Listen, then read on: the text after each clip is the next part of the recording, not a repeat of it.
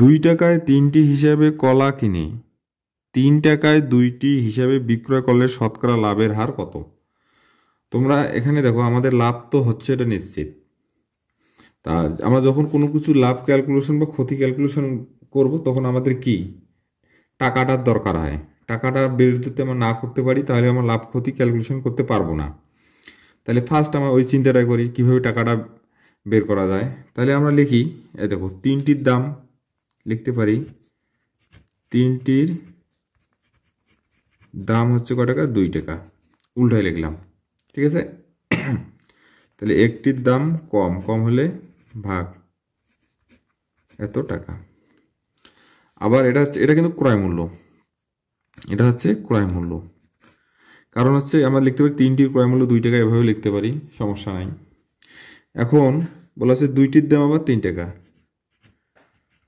2টির দাম 3 টাকা, একটির দাম, এটা হচ্ছে বিক্রয় মূল্য, এটা হচ্ছে বিক্রয় মূল্য। তাহলে এখন আমাদের দেখো, অর্থাৎ এখন লাভ হয়েছে, তার মানে বিক্রয় মূল্যটা বেশি আছে।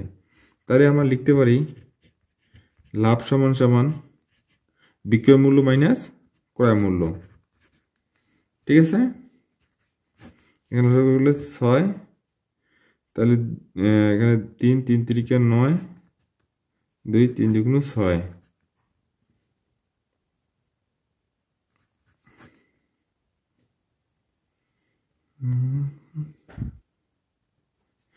এখানে 3 ওখানে 4 হবে, কারণ হচ্ছে 3 দিয়ে হচ্ছে 2 হয়, 2, 2 দুগুণ 4, তো 6 উপরে 5, ঠিক আছে।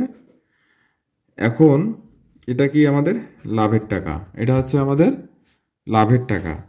তা এখন যেহেতু আমার লাভের টাকাটা পেয়ে গেছি, তাহলে আমরা এখন লাভ ক্ষতিটা ক্যালকুলেশন করতে পারবো, লাভটা ক্যালকুলেশন করতে পারবো। তা কোনো লাভ আমার ক্যালকুলেশন করতে কি কি করতে হবে? ক্রয় মূল্যের উপর। তা ক্রয় মূল্য কত ছিল? এই যে এই টাকাটা। তা আমরা লিখতে পারি 2/3 টাকায় লাভ হয়, এই যে যেটা বের করলাম 6/5 টাকা। অতএব 1 টাকায় লাভ হয় কম, কম হলে ভাগ উপরে 5 নিচে 6, তারপরে এটা চেঞ্জ হয়ে যাবে, 3 যাবে উপরে, নিচে আসবে 2।